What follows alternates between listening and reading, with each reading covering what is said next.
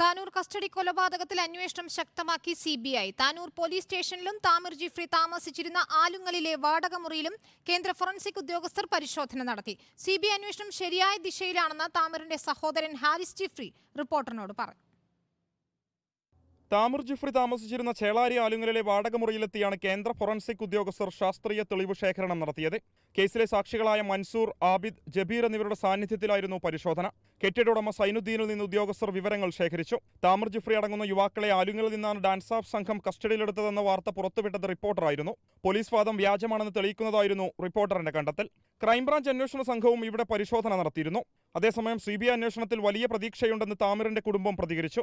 എല്ലാ പഴുതുകളും അടച്ചുള്ള അന്വേഷണമാണ് സിബിഐ നടത്തുന്നതെന്ന് താമിറിന്റെ സഹോദരൻ ഹാരിസ് ജിഫ്രി പറഞ്ഞു. സിബിഐയിൽ നമ്മൾ ഉറച്ചു വിശ്വസിക്കുകയാണ്. കാരണം അവരിൽ നിന്നുള്ള ഒരു നിലപാടും ആ രീതിയിൽ തന്നെയാണ്.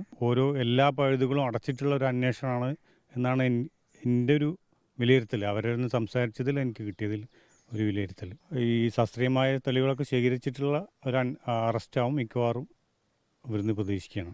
താനൂർ പോലീസ് സ്റ്റേഷനിലും സിബിഐ ഇന്നലെ പരിശോധനയ്ക്കെത്തി. 2 മണിക്കൂറോളം നീണ്ട തെളിവ് ശേഖരണത്തിൽ താമിർ ജിഫ്രി കിടന്നിരുന്ന വിശ്രമമുറിയും കട്ടിലും ഉദ്യോഗസ്ഥർ പരിശോധിച്ചു. കേന്ദ്ര ഫോറൻസിക് സയൻസ് ലബോറട്ടറിയിലെ ഹൈദരാബാദിൽ നിന്നുള്ള 3 അംഗ സംഘമാണ് പരിശോധന നടത്തുന്നത്. താനൂർ കസ്റ്റഡി കൊലപാതകവുമായി ബന്ധപ്പെട്ട് പോലീസ് രേഖകളിൽ ഒന്നും തന്നെ പരാമർശിക്കാത്ത ഇടങ്ങളിലേക്ക് സിബിഐ പരിശോധനയ്ക്കെത്തുമ്പോൾ സംഭവത്തിൽ നിരവധി ദുരൂഹതകളുണ്ടെന്ന് വ്യക്തമാവുകയാണ്. ശാസ്ത്രീയമായ പരിശോധനക്കൊടുവിൽ സിബിഐ മറ്റൊരു പ്രതിപ്പട്ടിക തയ്യാറാക്കുമോ എന്നതാണ് ഇനി നോക്കിക്കാണേണ്ടത്. വീഡിയോ ജേർണലിസ്റ്റ് വിജിത്തൂർ കടവിനൊപ്പം reporter Mubashir P Akbar in reporter Tirur.